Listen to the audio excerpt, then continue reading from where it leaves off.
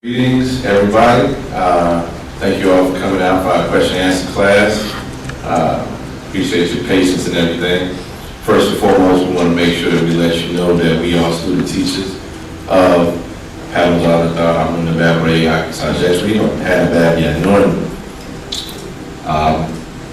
it is because of him that we are able to teach, so we don't stand out here and pretend that it's of our own, but he's the one who has activated that which is within us to be able to do what it is that we do. So we come first, make sure that we give that honor and respect to our master teacher.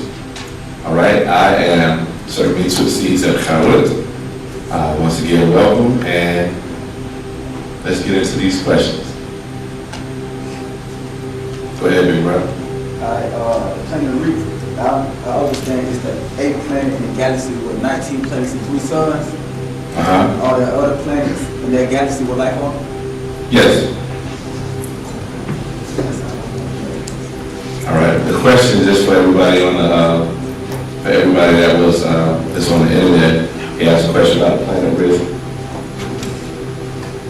He asked a question about the planet Risk being the 8th planet in the 19th galaxy of Ilium. He was asking if there are other planets in there that have life. Simply the answer is yes. Right? Next question. Go ahead, bro. I understand. Hey, you just had a dress up there, didn't you? Yeah. Okay, then. All right. Appreciate it. Master teacher, we talking about, you mentioned that Nibiru, and I know in the field scrolls. Are there beings that's on that Nibiru? Nibiru. Yeah. Being that movable throne of that planet, that mothership. Yes. That's correct. Yes, it's a mothership, and the beings are, you'll be able to find it also on the internet, look up as Planet X and things of that nature. I'm sorry. Oh, I'm sorry. For everybody on the internet, the question was, Nibiru, are there other beings that are on Nibiru? The answer is yes, there are other beings that are on Nibiru because they are actually operating that mothership. From that mothership, you have other smaller crafts that come out of it. So yes, those beings are on the ship and they're operating the ship. You follow? All right? Go ahead. What type of beings are on that ship? Well, the beings that come from the planet Risk, as the brother was asking the question earlier, or the Wu-Nuwaupu, or the Riskians, they are on that ship, that crystal city. Let's see. Do you have all these tablets, brother? No. Okay, give me 1 second. I'll tell you what I do, brother, just to make sure we can be able to get to everybody's question.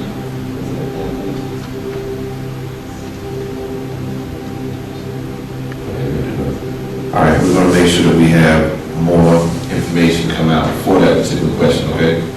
All right, we can get to the next question.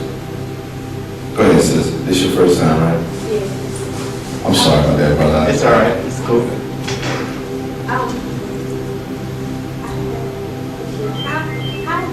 How am I supposed to pray, and who exactly am I praying to? Because there's so many Elohims and names and it's a lot. So I didn't know exactly who to pray, and then I just pray to the all, and that covered everyone. That is an awesome question. The question is, how do we know who to pray to? Being that there are so many different names of these different beings, be they Elohim, and all these other Anu, and things of that nature. First off, what we've been taught is that as Wu-Nuwaupians, we understand that we don't pray to non-existent forces, right? And the first thing that you understand is that you exist. Like, you can touch yourself to recognize that you exist, right? And if you exist, then that means that all the beings from which you came also exist. They exist within you, within your genetic structure, your genetic makeup. They're within your DNA, they're in your blood, they're in you. So you have these personalities of your ancestors that reside within you. So we were taught long ago that when we pray, or we were taught to pray in religious schools, we were always taught that we were praying outward. But the reality is, in order for you to be able to make contact with that which you know exists, we have to pray this way. So your prayers actually are going inward. So it's just like your mother. If you were to ask your mother for something, right? Is your mother here now? Is she still alive on this side? Okay, if you ask your mother for something, is she going to give you what you asked her for the most part, within reason? All right. So then let's say that it's your great-great-great-grandmother who was transitioned, right? If she was on this side, you'd ask her for something and she provided for you as well, right? So what's happening is, being that we know that energy is never destroyed, it's just changed, right? You can still talk to your grandmother and she can still provide those things for you. That's why we have prayers, we have chants that are geared just towards that. But you being able to understand that by virtue of the fact that you exist, you know that you talking to your ancestors is talking to beings who exist. So that will be where we start, and that's how we make our link. That's our soul seed link through our ancestry. That's why it's so important. Does that answer your question?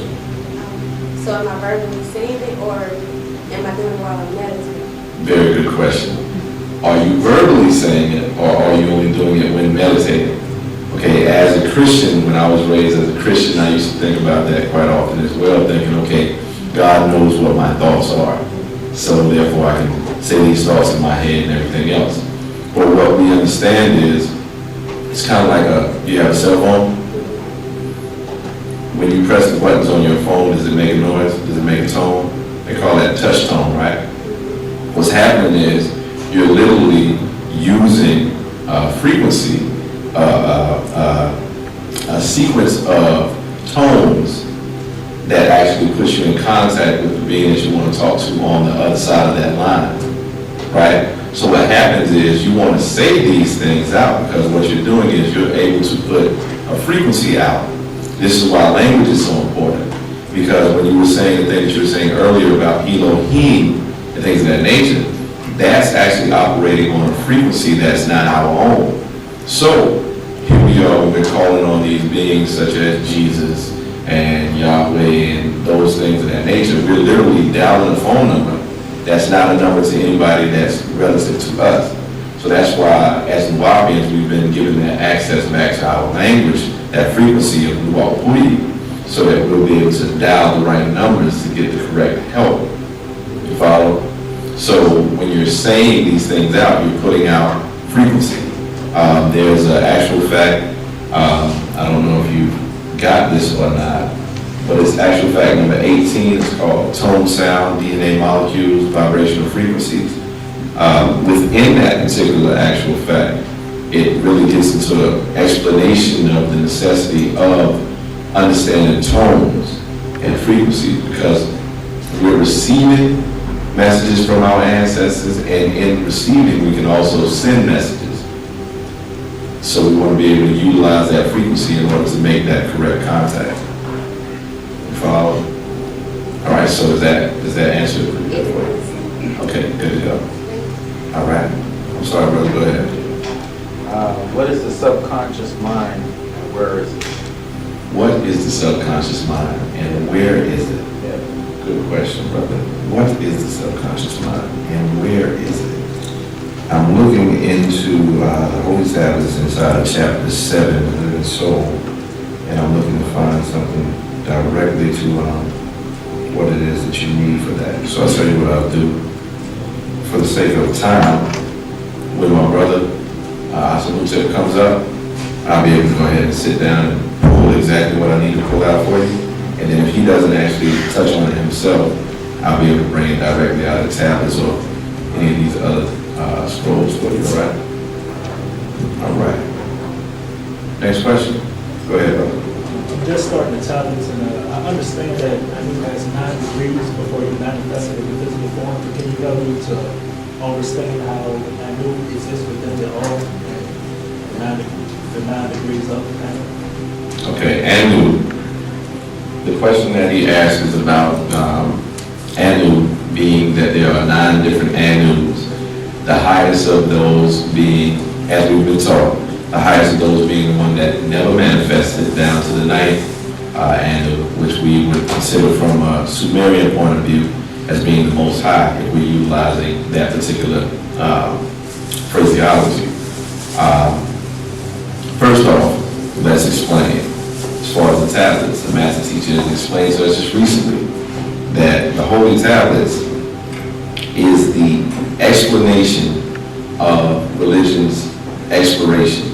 If you want to go and make sure, don't believe me, go check that out. You can always go to www.Wu-nuwaupu.com, and we have the access to those classes to where that information was given. We have a Patriarch called Pat Poet. Do you have that particular Patriarch? All right.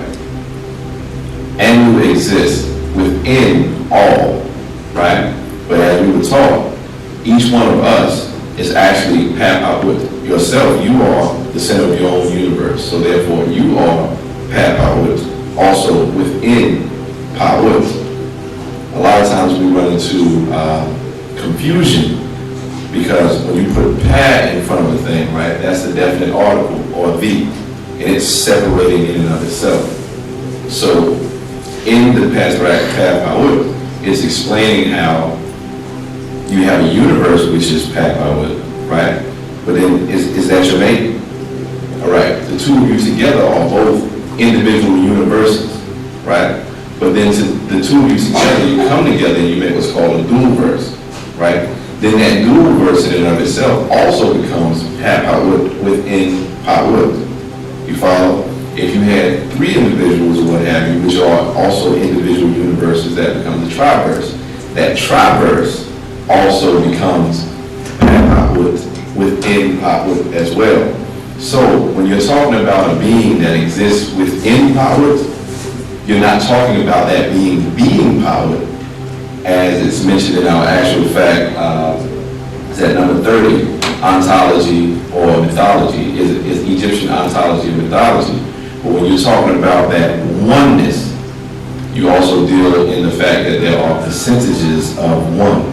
Power in and of itself is whole, but everything that exists within power. So that means that Anu would have to exist within power as well, because Anu, being the most high, if you're using that phrase, is not power, but rather the most high of these particular beings within power. Is that clearing that up for you at all? So that's why you're saying, when you're talking about Anu, Anu is not the same as Paput. Paput is all that exists. You follow? And Anu would have to exist within Paput. We clear? All right, good to go. I was focusing more on the first part of the question rather than actually finishing it up, so I'm sorry about that. You already got yours. Go ahead, brother. All right. There being 19 universes, I'm trying to see what exactly is the matter called in which they reside, or how is that even determined? Say it again, brother. There being 19 universes, what is the matter called in which the 19 universes reside, or what is that? How you determine that? What is that? With there being 19 universes, what is the matter called? Right. You know how we have okay, from universe to universe, you have dark matter. What is if you got 19? What is the old 19 residing? Not from galaxy to galaxy, but from universe to universe. So would they be connected for black holes? So what is it all inside? Well, first, it's almost the same as what we just said here. All those 19 universes that we're speaking about still all reside within Pa'ut. So if we were to go a simple route as far as saying what we can call it, we can still call it all Pa'ut, because each one of those universes is Pa'ut within Pa'ut. But if you're asking about what is the matter called, you kind of started answering it yourself when you started talking about the fact that we were talking about dark matter, dark energy, black holes and things of that nature. That's when you start making different distinctions as to what these particular things are within Pilot. Okay, well, let me rephrase it. Hold on. All right. I think we build about trying to example. It's like, okay, the universe is like so vast, we think of it as infinite almost. You see what I'm saying? So, Well, it is all expanding. Pilot is expanding. but I was talking about our universe. It's expanding as well. Right. So I'm saying, if you got 19 of those all expanded, how do they connect? And like, that's what I'm trying to figure out. What is it? Okay, if each one of us in this room is a universe. We're inside of the temple. So what is the 19 universes inside of? Pilot. You seem like, I see your wheels still turning, so come back, give me something else. I don't really understand exactly what is Pilot. All right. This is one way that I like to say it as far as my limited understanding of Pilot. And for everybody online, the question is about, it's really about all things that exist within Pilot. Here we're talking about 19 universes that exist within Pilot. Pilot, and that's why it's so important when we're talking about language. When I say the word all, A-L-L, it means something it means a different thing to different people. Like right now, if I say right now we have a class, and this is all the people that we have in class, right? Just using that English word with that context like that, I say, oh, this is all the people that came to class. And that is like, oh, that's a small number, right? This is all the people that came, right? But if I'm sitting up and I'm talking about all that is, it's almost like I gotta say it like, Pilot is all. You follow? Pilot is all. There is no beyond Pilot. Everything that is exists within Pilot. How could it not? The way the math teachers talk, it's all in all. Think about it, because how could you take something from? Where would you get it from? It's still all within Pilot.